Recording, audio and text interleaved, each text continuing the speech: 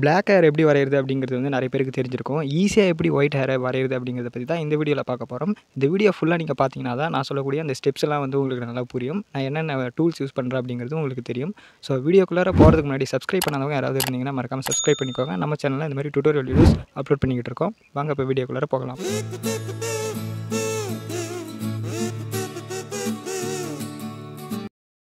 Friends, commission art ஒர்க்கோடைய ஒரு சின்ன information மட்டும் சொல்கிறேன். A5 சைஸ் வந்து பார்த்திங்கன்னா 400க்கு பண்ணி கொடுத்துட்ருக்கோம். A4 சைஸ் வந்து பார்த்திங்கன்னா 800க்கு பண்ணுறோம். A3 சைஸு 1200க்கு பண்ணி கொடுத்துட்ருக்கோம். நீங்கள் யாருக்காவது கிஃப்ட் பண்ணணும்னு நினச்சிங்கனாக்கா ஸ்க்ரீனில் தெரிகிற வாட்ஸ்அப் நம்பருக்கு டேரெக்ட் மெசேஜ் பண்ணி நீங்கள் மற்ற டீட்டெயில்ஸை தெரிஞ்சுக்கலாம். இல்லைனா அந்த நம்பருக்கு கால் பண்ணி கூட தெரிஞ்சுக்கலாம். வாங்க இப்போ வீடியோக்குள்ளார போகலாம். இந்த ஒயிட் ஹேரை வரைஞ்சி காமிக்கிறதுக்கு நான் எக்ஸாம்பிளுக்கு எடுத்துருக்கக்கூடிய படம் தான் விடாமுயற்சியோட தலை. நம்ம தலையோட தலையை பற்றி எல்லாருக்கும் நல்லா தெரிஞ்சிருக்கும். அது ஒயிட்டாக தான் இருக்கும், கொஞ்சம் பிளாக் கலந்துருக்கும். ஸோ அதனால தான் இந்த பிக்சர் நான் எடுத்திருக்கேன். ஃபஸ்ட்டு ஸ்டெப்பில் நம்ம என்ன பண்ணணும் அப்படின்னாக்கா, ஃபஸ்ட்டு இந்த மாதிரி அவுட்லைன் போடுறப்போ அந்த லைன்ஸ் வந்து பிரித்து எடுத்துக்கணும். அப்போ தான் நமக்கு ஒயிட் ஹேர் வரைகிறதுக்கு ரொம்ப ஈஸியாக இருக்கும். இப்போ நான் ஜஸ்ட்டு ஒன்றுமே பண்ணல பாருங்கள். ஒரு சின்ன ஸ்மால் சைஸ் ப்ரஷ் எடுத்து ஏற்கனவே நான் போட்டிருக்கக்கூடிய அவுட்லைனை வந்து பிளெண்ட் பண்ணி விடுறேன். பார்த்தீங்கன்னா உங்களுக்கு தெரியும். ஸோ அதுவும் பிளெண்ட் பண்ணுறது வந்து எல்லா இடத்துலையும் பண்ணக்கூடாது. இந்த விஷயத்தை நல்லா ஞாபகம் வச்சுக்கோங்க. நீங்கள் வரைகிற அந்த ரெஃபரன்ஸ் பிக்சரில் பாருங்கள், இந்த ஷேடிங் இருக்கிற இடத்துல மட்டும் நீங்கள் வந்து இந்த ப்ரெஷ்ஷை வச்சு பிளெண்ட் பண்ணிங்கன்னா போதுமானது தான். ஏன்னா நம்ம வரையக்கூடியது ஒயிட் ஹேர் அப்படிங்கிறதால அது வெள்ளை கலரில் தெரியணும். கொஞ்சம் க்ரே கலர் வந்து மிக்ஸ் ஆன மாதிரி இருக்கும். அதனால தான் வந்து பார்த்திங்கன்னா நம்ம அந்த பிளெண்டிங் பண்ணுறோம். கொஞ்சோண்டு நம்ம வந்து பிளாக் டோன் வந்து ஆட் பண்ணுறோம்.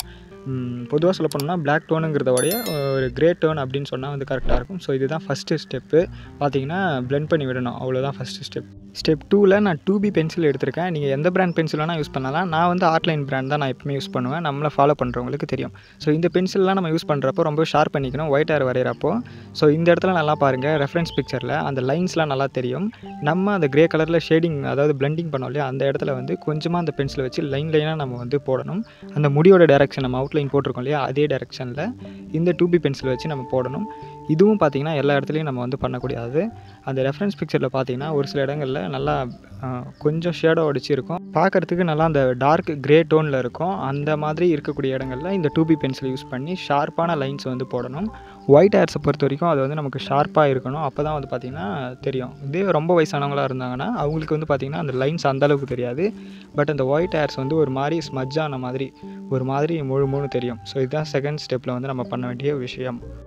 ஸ்டெப் 3 இப்போ நான் வந்து பார்த்திங்கன்னா யூஸ் பண்ணுறக்கூடியது வந்து பார்த்திங்கன்னா 8B பென்சில் நான் யூஸ் பண்ண போகிறேன். எதுக்கு அப்படின்னாக்கா, நம்ம யூஸ் பண்ண 2B பென்சில் இடங்களில் வந்து பார்த்திங்கன்னா கொஞ்சம் டார்க்கான அந்த முடி இருக்கும்.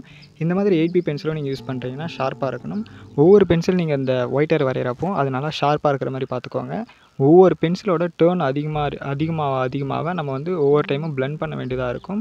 அதே மாதிரி கம்மியான இடங்களை மட்டுமே யூஸ் பண்ண வேண்டியதாக இருக்கும். அதாவது இப்போ நான் 8B பென்சில் யூஸ் பண்ணுறேன் அப்படின்னா 2B பென்சில் யூஸ் பண்ண எல்லா இடங்களையும் நான் யூஸ் பண்ண போகிறது கிடையாது. இந்த டோன் எங்கெல்லாம் அந்த முடியில் இருக்கோ அந்த டோன் இருக்கிற இடத்துல மட்டும் கொஞ்சமாக நம்ம யூஸ் பண்ணிங்கன்னா போதும். இந்த 8B பென்சிலை யூஸ் பண்ணுறப்ப கொஞ்சம் பார்த்து ஜாக்கிரதையாக ஹேண்டில் பண்ணுங்கள். ஏன்னா ஓவர் டார்க்காக விழுந்துருச்சு அப்படின்னாக்கா நமக்கு நல்லா இருக்காது. இதையும் நான் என்ன பண்ணேன் அப்படின்னாக்கா பிளெண்ட் பண்ணுறேன். பார்த்தீங்கன்னா தெரியும், அதே சின்ன ப்ரஷ் யூஸ் பண்ணி பிளெண்ட் பண்ணுறேன்.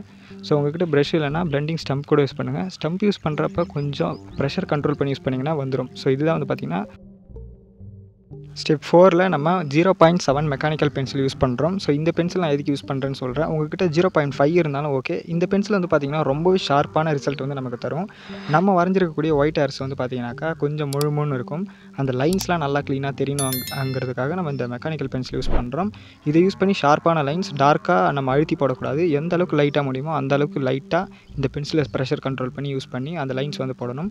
இந்த லைன்ஸ் வந்து பார்த்திங்கன்னா நம்ம ஃபஸ்ட்டு ஒரு அவுட்லைன் போட்டிருப்போம் இல்லையா, ஸ்மஜ் பண்ணோம் இல்லையா, அதாவது பிளெண்ட் பண்ணோம் இல்லையா, அதுக்கு முன்னாடி நம்ம நார்மலாக ஒரு அவுட்லைன் போட்டிருப்போம். அந்த அவுட்லைனை நம்ம திரும்ப ரீட்ரா பண்ணணும் இந்த மெத்தட் யூஸ் பண்ணி. அதாவது இந்த பென்சிலை யூஸ் பண்ணி 0.5 இருந்தால் இன்னுமே பெஸ்ட்டு. ரொம்பவே ஷார்ப்பான ரிசல்ட் வந்து உங்களுக்கு கிடைக்கும். பிக்சர் அதாவது உங்களோட ட்ராயிங் பார்க்குறதுக்கு நல்லா சூப்பராக இருக்கும். ஸோ இதுதான் வந்து பார்த்திங்கன்னா 4th ஸ்டெப்பு, நீங்கள் யூஸ் பண்ண வேண்டிய ஸ்டெப்பு. ஃபைனல் ஸ்டெப்பு நம்ம வந்து பார்த்திங்கன்னா ஒரு மோட்டார் எரேசர் யூஸ் பண்ணுறோம். எலக்ட்ரிக்கல் எரேசர் அப்படி இல்லைனா நீங்கள் மோனோசர் எரேசர் கூட நீங்கள் யூஸ் பண்ணலாம். இந்த எரேசர் யூஸ் பண்ணி நம்ம ஒயிட் ஹேர்ஸ்லேயே இன்னும் நல்லா டார்க்காக தெரியக்கூடிய ஒயிட் ஹேர்ஸ்லாம் இருக்கும். அந்த மாதிரி ஹேர்ஸுக்கு வந்து நீங்கள் இந்த எரேசர் வந்து யூஸ் பண்ணிங்கன்னா ரொம்பவே பெஸ்ட்டாக இருக்கும். அது இன்னும் உங்களுடைய ட்ராயிங்கோட அந்த ஹேரோட லுக்கு வந்து சூப்பராக தூக்கி கொடுக்கும். என்னுடைய ஹேரில் நான் யூஸ் பண்ணக்கூடிய அந்த இடங்கள்லாம் பாருங்கள், எந்தெந்த இடங்களில் நான் யூஸ் பண்ணுறேன் அப்படின்னு சொல்லிட்டு. சிம்பிளாக சொல்லணும் அப்படின்னாக்கா, நம்மளுடைய ரெஃபரன்ஸ் பிக்சரில் பார்த்தீங்கன்னா அந்த ஒயிட் ஹேர்ஸ்லேயும் இன்னும் நல்லா தெரிகிற ஒயிட் ஹேர்ஸ்னு இருக்கும். அதுதான் வந்து பார்த்திங்கன்னா இந்த மோட்டர் எரேசரை வச்சு நம்ம வந்து பண்ணணும். அதை பண்ணிங்கன்னா தான் உங்களுடைய ட்ராயிங்கோட லுக்கு இன்னும் நல்லா பார்க்குறதுக்கு சூப்பராக தெரியும். நான் பண்ணிக்கிட்டு இருக்கும்போது என்னுடைய ஹேரோடைய ட்ரான்ஸ்ஃபார்மேஷன் வந்து நீங்கள் பாருங்கள். ஃபைனலாக இந்த ஹேர் வரைகிறப்போ ஒரு சில இடங்களில் நீங்கள் ஷேடிங்ஸ்லாம் மிஸ் பண்ணியிருந்தீங்க அப்படின்னாக்கா அதை கவனமாக பார்த்து திரும்ப கொடுத்து பிளெண்ட் பண்ணிக்கோங்க. நான் பண்ணுறேன் இல்லையா இது. ஸோ இதுதான் நம்மளுடைய ஃபைனல் ஸ்டெப்பு. இப்படி தான் நம்ம வந்து ஒரு ஒயிட் ஹேரை வந்து வரையணும். ஃபைனலாக நான் தலை அஜித்தோடைய ஃபுல் பிக்சர் வந்து நான் வரைஞ்சிருக்கேன். அந்த பிக்சர் வந்து நான் உங்கள்கிட்ட காமிக்கிறேன். எப்படி இருந்துச்சு அப்படிங்கிறது வந்து நீங்கள் வந்து கமெண்ட் செக்ஷனில் சொல்லுங்கள். பிடிச்சிருந்துச்சின்னா மறக்காமல் ஒரு லைக் ஒன்று பண்ணிக்கோங்க. உங்களுக்கு டிராயிங் டியூட்டோரியல் வீடியோஸ் நிறைய வேணும் அப்படின்னாக்கா நம்ம சேனலில் பிளேலிஸ்ட் போட்டு அவுட்லைன் எப்படி வரைகிறது பேசிக்லேருந்து அட்வான்ஸ் வரைக்கும் எல்லாமே நம்ம பென்சில் டிராயிங் பற்றி போட்டிருக்கோம். கலர் பென்சிலையும் ஒரு சில வீடியோஸ்லாம் இருக்குது. நீங்கள் செக் பண்ணி பாருங்கள். உங்களுக்கு தனிப்பட்ட முறையில் ஏதாவது வீடியோ வேணும்னா கூட கமெண்ட் செக்ஷனில் நீங்கள் சொன்னீங்கன்னா அதுக்கும் நான் வந்து போடுறதுக்கு ரெடியாக இருக்கேன். ஃபைனலாக எனக்கு கிடைச்ச அஜித் குமாரோடைய விடாமுயற்சி இந்த டிராயிங் வந்து ரிசல்ட் வந்து இதுதான். ஸோ மறக்காமல் நம்மளோட சேனலுக்கு சப்ஸ்கிரைப் பண்ணிக்கோங்க. மறக்காமல் லைக் ஒன்று போட்டுருங்க. இதே மாதிரி அடுத்த ஒரு நல்ல வீடியோவில் வந்து மீட் பண்ணுறேன்.